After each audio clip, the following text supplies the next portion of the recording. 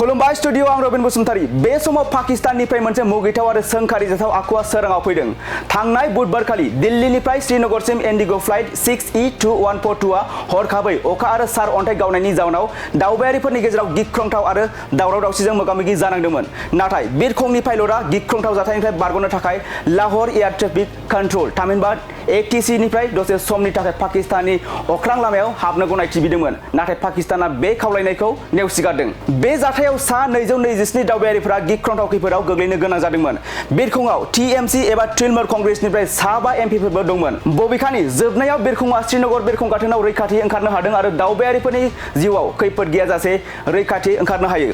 बे जाथायनि उनाव भारतारि बिरखं गाथोन बिबानगिरिनि सासे मावख'गिरिया बुङो दि इन्डिग' फ्लाइट 6E2142 आ बोथोर गाज्रिखाय अखा हानायनि जाउनाव पाइलटआ हरखाब गिख्रंथाव जाब्रबथाय फोसावदोंमोन। नाथाय गासैबो दावबायारिफोर आरो मावथिफोरा रैखाथियै बारग'बाय।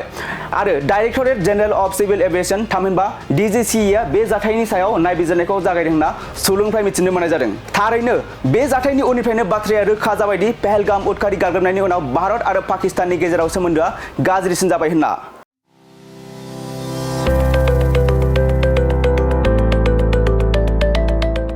मोनसे गोजोनथाव खौरां। क'क्राझार सहरनि जेडि रोडजों नांजाबनाय गोजोनपुरी रयेल एनफिल्ड श'रुमनि गोजौआव थानाय सेन्ट्रेल भारत सेवाक समाजजों गनायथि होजानाय आइ आफा BM भकेशनेल इनस्टिट्यूटआव 2025 आरो 26 मायथाइनि मुं थिसननाया सोलिगासिनो दं। HS आरो HSLC उथ्रिसारनाय बिजाथि एबा फरायसाफोरा बे भकेशनेलाव गावारि सोलोंथाइखौ लानो हागोन।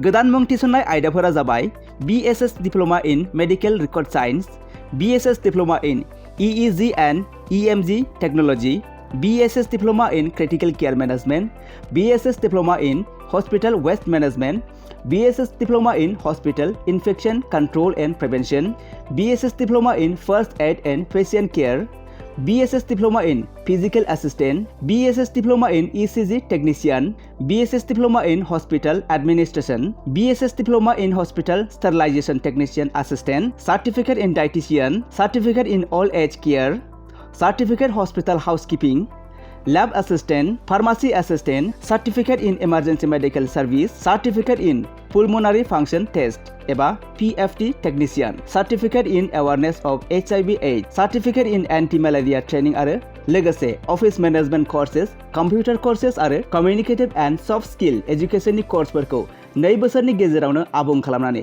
BSS एबा भारत सेवाक समाजजों गनायथि होजानाय डिप्ल'माखौ लानो हागोन। लोगोसे गासैबो डिप्ल'माखौ लानायनि उनाव सोरखारि साख्रि मोननायनि सुबिदाबो दं। जुदि नोंथांमोनहा बेफोर कर्सनि थाखाय गोदानै मुं थिसननो गोसो दङब्ला आइ आफा BM भकेशनेल इनस्टिट्यूटनि नैबे मबाइल नाम्बार 9395899391 एबा 8135971844 बे मबाइल नाम्बारनि गेजेरजों थोंजों सुलाद लाहरनो हागोन।